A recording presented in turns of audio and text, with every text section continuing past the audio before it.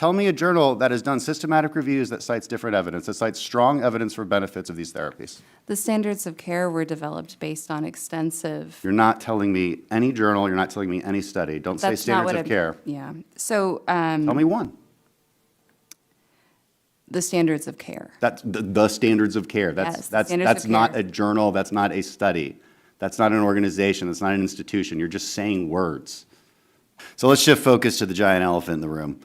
And this is the reauthorization for the Children's Hospital's GME funding. And yes, it's true, this is my bill. And what it does is it withholds funding from these hospitals if they engage in what they call gender affirmation therapy, these physical changes to a child's physiology, permanently disfiguring them through either puberty blockers or even surgical modifications. Now, look, I understand that the other side of the argument here believes they are on the side of compassion, and maybe that's a sincerely held belief. It is just as true that I believe we are on the side of compassion. I think it is indeed compassionate to stop kids from being permanently physically altered based on little to no evidence that it will improve their underlying mental condition. Now, why is this controversial? That's actually beyond me. Not too long ago, I think we all agreed that performing double mastectomies on a 12-year-old girl was wrong. Now it's become a political movement where radical activists have bullied mainstream medical associations and members of Congress into repeating this propaganda. Now, it should be noted that in the public, this subject is actually not very controversial. In fact, a recent poll just last month by the Washington Post showed that 68% of Americans opposed using puberty blockers on children. That's just a question about puberty blockers. Imagine if the question had been about castration or surgical interventions. So you've got to convince me that 70% of Americans are just a bunch of fools that refuse to accept the so-called science. Or maybe, look, I have another theory. Maybe they have a very baseline understanding of ethics and common sense, which tells us that maybe, just maybe, it's a bad idea to submit children to permanent life-altering medical interventions based solely on a temporary ideation about their gender.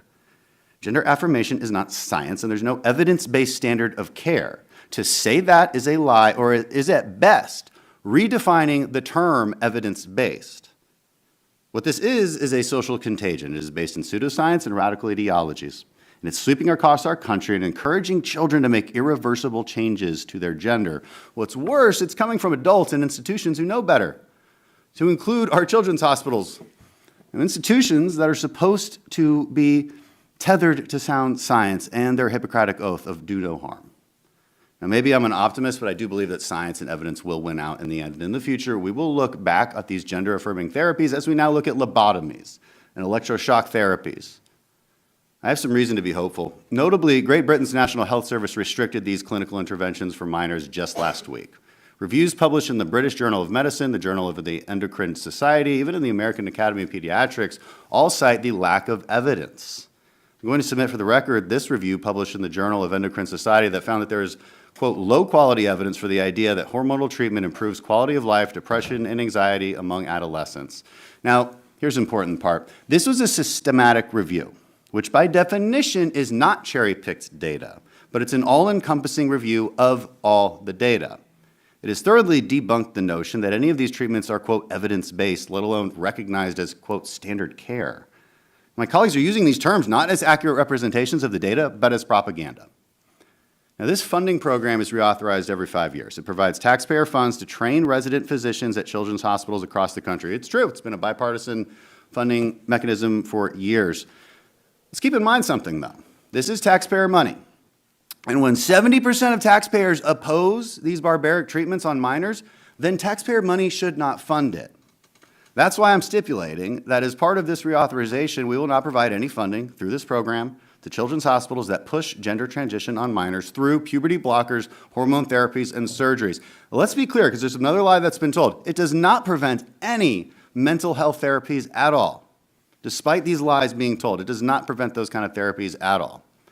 This is the issue of our time. This is a hill we're going to die on. It's too important. It's too important to protect our kids from this. In my very limited time, I have too much limited time, so I'll wait for my colleagues to yield to me to ask questions, and I yield back. Thank you. You know, I want to say a few things first. We keep hearing this is a politicized issue. This is a manufactured culture war. I got to say, we aren't the ones who did that. We aren't the ones that came up with this radical new movement that is performing permanent physiological changes to children with no evidence of any benefits. We didn't start that. We're just trying to stop it because it's crazy. It's a contentious issue, which almost 70% of Americans oppose. So we are just saying here that taxpayer money shouldn't be used for it. That's all. This should not be that controversial of an issue. Questions are for Dr. McNamara. I just want to ask you, honestly, you're not concerned about the unknown effects of puberty blockers, hormones, and surgical interventions in kids, the long-term effects, not concerned about that? Everything I've said here today comes from a place of deep honesty and conviction for the care that I provide and the community that I'm a part of. You've said that we've cherry-picked data. How do you mean how do you mean that? So it is very unscientific and flawed to pick a single study or a single statistic and to discuss it in isolation. Totally agree. Medical experts are able to talk about all of the evidence as a whole. Totally agree. So it's good to look at systematic reviews, right? That's the gold standard of evidence when you're trying to understand whether something works or whether it doesn't. So the British Journal of Medicine looked at 61 systematic reviews with the conclusion that, quote, there is great uncertainty about the effects of puberty blockers, cross-sex hormones, and surgeries in young people. The Journal of Endocrine Society came up with the same conclusion, even the American Academy of Pediatrics. They all cite the lack of evidence. And so here's the thing. If you're doing a therapy and it's, temporary, whatever, fine, maybe let's try it, let's see if it works. But when you're talking about permanent physiological changes, do you not agree, just from an ethical standpoint, that you might want extremely strong evidence of the benefits? And there is no systematic review that states that there is strong evidence of benefits. Sir, are you aware of how the quality evidence grading system works and how it's applied? Yeah, we've read through it. That's why I'm citing these journals. So which journal says something different? We should have that debate. Tell me a journal that has done systematic reviews that cites different evidence, that cites strong evidence for benefits of these therapies. The standards of care were developed based on extensive. You're not telling me any journal, you're not telling me any study. Don't say That's not standards what of care. Yeah. So Tell me one. the standards of care. That's the standards of care. Yes, That's standards of not care. a journal, that's not a study. That's not an organization, that's not an institution. You're just saying words. Name one study. Yeah. I'm out of time. Ms. Murphy, you work for the FBI, is that correct? Yes, sir. Ms. Murphy, do you know what elite capture is? Elite capture? Yeah, do you know what elite capture is? No, sir. So basically, elite capture is used by the CCP as a form of political warfare that seeks to control the actions of political, academic, business, and cultural leaders outside of China to benefit the CCP. The means of control take a variety of forms, including financial incentives, financial dependence, or compromise business entanglements, offers of access to opportunities within China, ideological appeal, and even blackmail. Are you familiar with these techniques, ma'am? I am familiar with those techniques. Do you have experience with those techniques, seeing those techniques in your job? Experience in seeing the Chinese government use those techniques? Yeah, or any other nation state that wants to compromise U.S. officials? I don't know that I've seen them personally, but I'm familiar with those techniques, yes, sir. Okay. Ms. Murphy, are you aware that a Chinese spy balloon just recently flew over the U.S. for about a week? I am. Ms. Murphy, are you aware that the CCP is buying up U.S. farmland near military bases? I've heard reports of that. I don't know what evidence I've seen of it. Okay.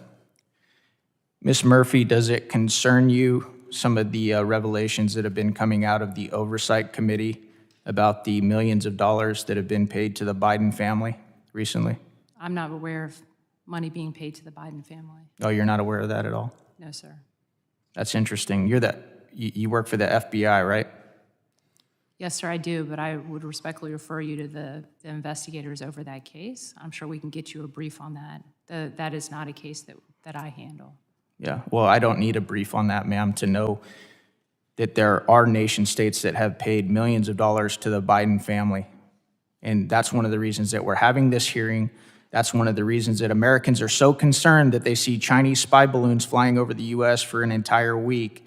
That's why they're so concerned that they see these Chinese police stations being set up here, and they're wondering, how could this go on? This doesn't make any sense.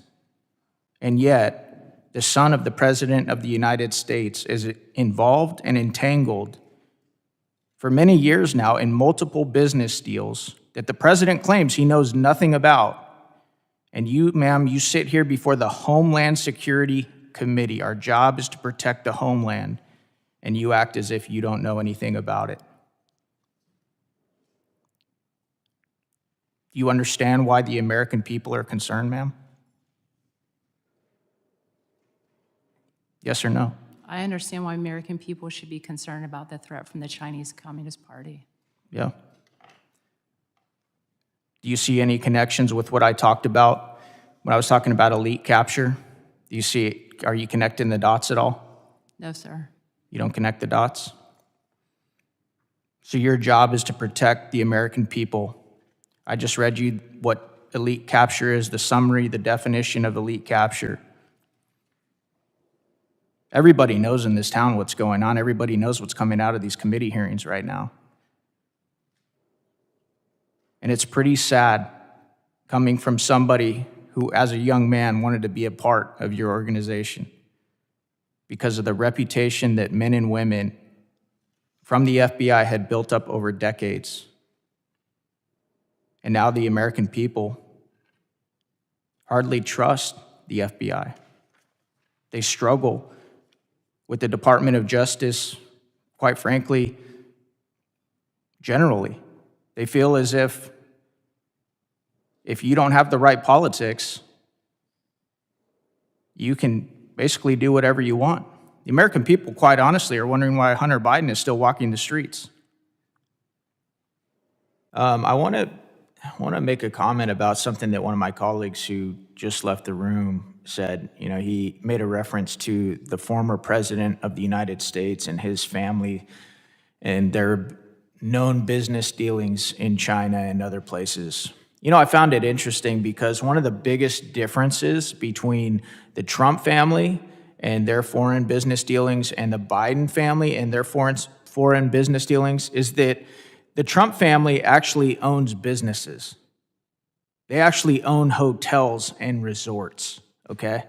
Pretty stark difference from what we're learning, what many of us knew and now we're actually learning as the Oversight and Judiciary Committee actually get to bring in witnesses. You know, the sad thing is, for everybody in this room, everybody in this town, everybody in this country knows that if the FBI and our DOJ had the type of damning information, hard evidence, bank records, etc., on the money laundering that this president, his family, have been up to the last couple years, and their names were Eric and Don Jr., we wouldn't even be having this hearing.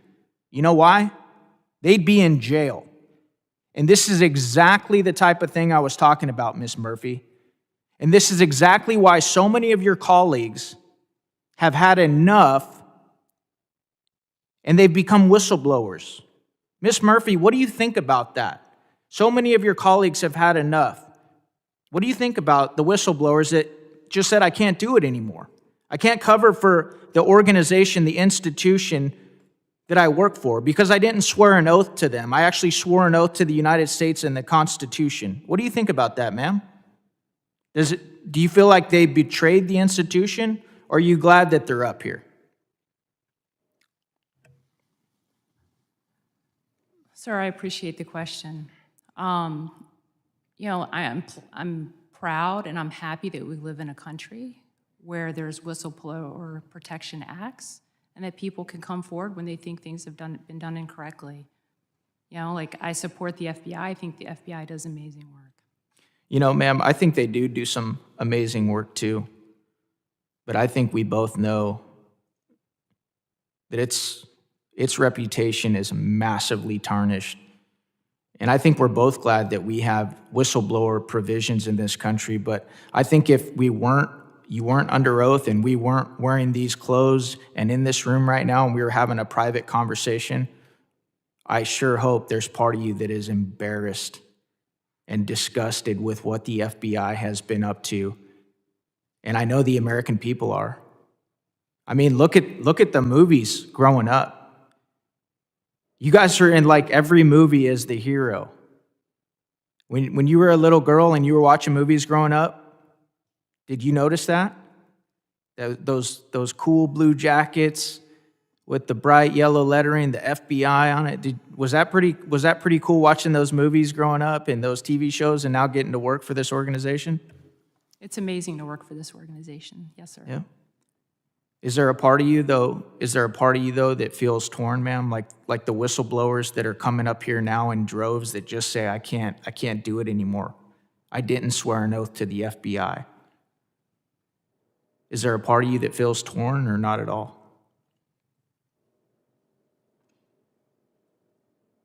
Ma'am, I'm asking you a serious question.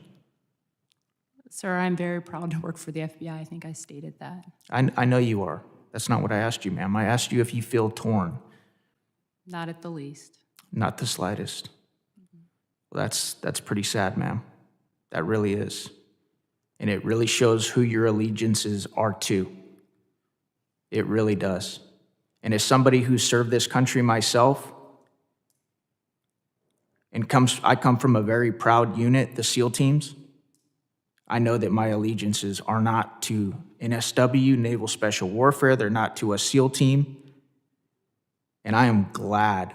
I am so proud that we have men and women who see their oath to this country and they said, I can't do it anymore. I'm going to go try and straighten this out so that the organization that I love can maybe, just maybe, be turned around, quit being a partisan tool, and actually protect the American people, which it clearly is not doing right now. Thank you.